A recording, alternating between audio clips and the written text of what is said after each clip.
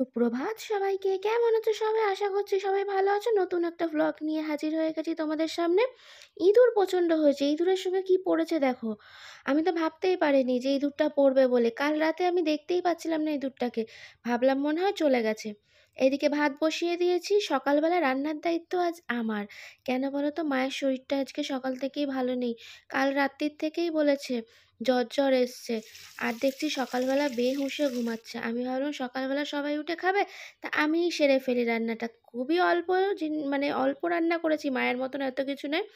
ডিমের ঝোল আর ভাত। হ্যাঁ, করার কথা ছিল শুক্তো, কিন্তু মা এখন কীরকম কী শরীরটা থাকে না থাকে ওই জন্য আর বেশি কিছু রান্না করার চেষ্টাও করিনি। আর সাথে একটু শশা কেটে নিলাম। শশাটা কেটে না রাখলে কেউই আর খাবে না। তার জন্য এই একটা শশাই ফ্রিজে পড়েছিল।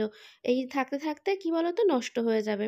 তো এই দিকটা কিছুটা সেরে এবার এলাম এই গাছেদের পরিচর্যায়। এই গাছগুলোতে জানো তো মাঝে মাঝে কী যে ডিম ডিম মতন হয় কিছুই বুঝতে পারি না। এই বর্ষার মানে বৃষ্টিটা খেলো তো, তার জন্য একবার কিন্তু এরকম ওষুধ দিয়েছিলাম, ঠিক হয়ে গেছিলো, আবার হয়েছে। তারপরে দাঁত মুখ যথারীতি মেজে নিয়ে খাওয়া দাওয়া শুরু করতে হবে। বাবা ঘুম থেকে উঠে পড়েছে, বাবাকে খেতে দিয়েছে মা।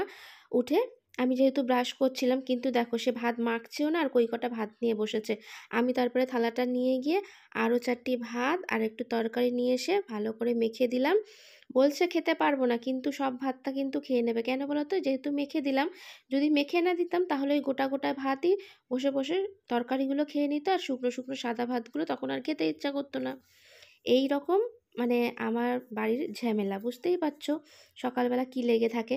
তারপর মা যথারীতি যেহেতু বাবাকে দিয়েছে, মা ভাত বাড়তে গেছিলো। আমি বললাম দরকার নেই, আজ যখন রান্নাঘরের দায়িত্ব আমার, তাহলে আমি ভাতটাও তোমাকে বেড়ে দিচ্ছি। মার আর আমার দুজনের ভাত বেড়ে নিলাম। এখন খেতে বসছি। মায়ের শরীরটা মানে খুব একটা ভালো নেই, কিন্তু খেতে তো হবেই। বলছিল খেতে ভালো লাগছে না, যদি ভাত না হয় অন্য কিছু হতো। আমি বললাম সকালবেলাটা ভাত খাও, তারপর বেলার দিকে না অন্য কিছু দেখা যাবে। এই দেখো সুন্দর করে করেছি ডিমের ঝোল আজকে, কিন্তু আমি করেছি বলেই বলছি। যাই হোক, মা করলেও খুবই সুন্দর হয়, কিন্তু আমি অত কিছু করিনি। হালকা পাতলা করেই করেছি, জিরে আদা বাটা দিয়ে আর টমেটো দিয়ে। আর এখানে দেখো চাল কুমড়ো মানে পেল্লাই সাইজের একটা চাল কুমড়ো নিয়ে এসেছিলাম। আমি তো মনে মনে ভয় ছিল যে এই চাল কুমড়োটা না বুড়ো হয়। তারপরে কেটে দেখলাম না, একদমই কচি। তারপরে ভস ভস করে কেটে নিলাম। এক ঝুড়ি হয়ে গেছে। এটাকে মা সুন্দর করে বিকেলবেলা রান্না করবে, তাই আমি আর এর রিস্ক নিইনি। আর এইটা তোমরা নিশ্চয়ই ভাবছো এটা কি খাচ্ছ। এটা না নারকোলের মধ্যে ছিল, চাল কুমড়োর মধ্যে দেবো বলে নারকোল আনা হয়েছে। এই নারকোলের মধ্যে না এই যে কি সুন্দর খেতে লাগে গো, দারুণ টেস্টি। পুরো একদম তালশাঁস যেমনি ওরকম টাইপের খেতে লাগে। তাই যে এখন আমি কাজ করবে না বললে কি মা শুনবে? দেখো টেনে হিঁচড়ে ঝাঁটা নিয়ে লেগে পড়েছে ঝাঁট দিতে, বিছনা গুছিয়েছে, আবার কটা বাসনও কিন্তু মেজেছে। আমি শুধু এই ডেচকিটা মানে ভাতের ডেচকিটা আর কড়াইটা আর এখানটা যেহেতু রান্নাঘরটা আমি মুছবো, তার জন্য আমি বললাম ছেড়ে দাও, এই কটা আমি করে নিচ্ছি। আর মানে প্রায় বাসন মাই মেজে ফেলেছে। ওই দেখো ওই সাইডে রয়েছে। যাই বললাম না কাজের মানুষদের বসিয়ে রাখা যায় না, যতই অসুস্থ হোক আর যাই হোক, ঠিক মানে হাতাপাতি করতে চলেই আসবে। ভাবছে আমি শুয়ে আছি আর মেয়েটা আমার খেটে মরছে, আমি গিয়ে আগে উঠে করি। নিজের শরীরের কথা একটুও ভাবে না, রেস্ট নিতে বলি তাও নেয় না। যাই হোক, তা এই হলো আমাদের সংসারের এখন কাজ। ধুমধুমার করে আমি আজকে করে নিচ্ছি, কারণ ধুমধুমার করে করে নিয়ে এখনও আমার পুজো দেওয়া রয়েছে, ঠাকুর দিতে হবে, ফুল তুলে রেখেছি। এদিকে গ্যাস ট্যাসগুলো মাই মোছে। আজকে আমি বললাম যে আমি করে নিচ্ছি, জল টল বেশি ঘেঁটো না। বললে কি শুনবে? যাই হোক, তাও আমি হাত থেকে কেড়ে কুড়েই এক মতন আমি নিজেই করতে আরম্ভ করে দিয়েছি। আমি বললাম দাঁড়াও, তোমাকে এরকম বললে হবে না, তার থেকে তোমাকে হাত ধরে টেনে বার করে দিই, দিয়ে আমি রান্নাঘরে কাজে লেগে পড়ি। তারপরে যথারীতি আমি আমার মতন করে, হ্যাঁ মায়ের মতন না হলেও আমি আমার মতন করার চেষ্টা করেছি। হয়তো মায়ের মতন কোনো দিনই হবে না। সে কি হয় বলো? যে একটা সুগৃহিণী সারা জীবন এত বছর ধরে যার একটা অভিজ্ঞতা, সে নিজে হাতে সব কিছু করছে, জিনিসপত্র যথারীতি চকচকে ঝকঝকে রাখে। তা আমি কি আর মায়ের মতন করতে পারবো? কিন্তু করার চেষ্টা করি যতটা সম্ভব। যদিও বা যাই বলো, একটা তো মানে কি বলবো, জিনগত একটা ব্যাপার থেকেই যায়, মায়ের মেয়ে বলে কথা। একদম যে নোংরা কাজ করি তা কিন্তু একদমই নয়। দেখো যথারীতি একদম মানে গ্যাসের টেবিল টেবিল থেকে শুরু করে এদিকে ভাত ছিল, এদিকটাও মুছতে হবে। এদিকে মুছে টুছে পুরো একদম নিচগুলো ভালো করে মানে সার্ফ দিয়ে ভালো করে পাথর ঠাথরের তো এগুলো না খুব তেল ছেটে আর কি।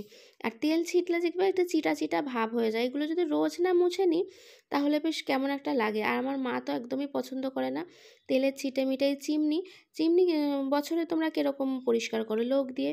কিন্তু আমার মা অর্ধেক সময় নিজেই করে নেয়। মানে লোক দিয়ে তো আমরা করাই, কিন্তু তার মাঝের মধ্যেও আমাদের মানে মাই নিজে কেরোসিন তেল দিয়ে করে নেয় খানিকটা। তার জন্য কিন্তু আমাদের অনেকটাই পরিষ্কার করাই থাকে।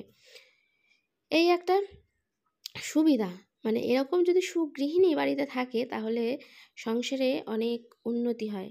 মানে এই ঘরদোর একদম চকচকে ঝকঝকে থাকে, তাই না বলো তো?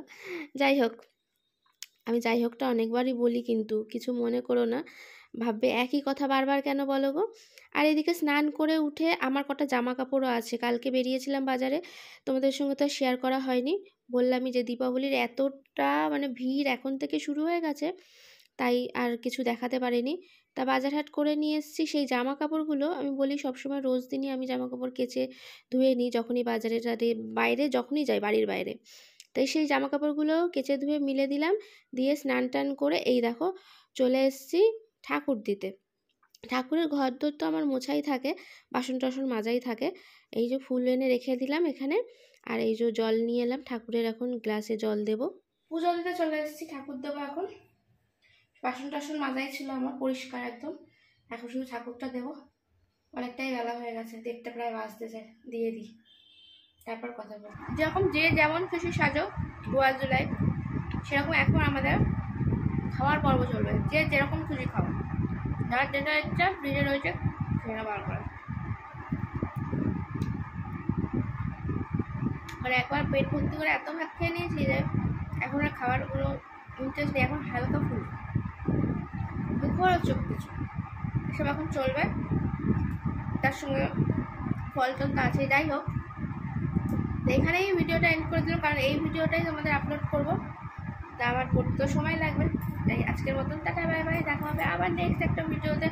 আজকে সারাদিন মায়ের শরীরটা একটু খারাপ ছিল, তার জন্য আজকে মা করেছে, কিন্তু তার সঙ্গে সঙ্গে আমি হাত লাগিয়েছি, ঠিক আছে? এখনকার মতন টাটা, আবার দেখা হবে নেক্সট একটা ভিডিওর সাথে। যদি আজকের ভিডিওটা ভালো লেগে থাকে তাহলে অবশ্যই সাবস্ক্রাইব করতে ভুলো না যেন।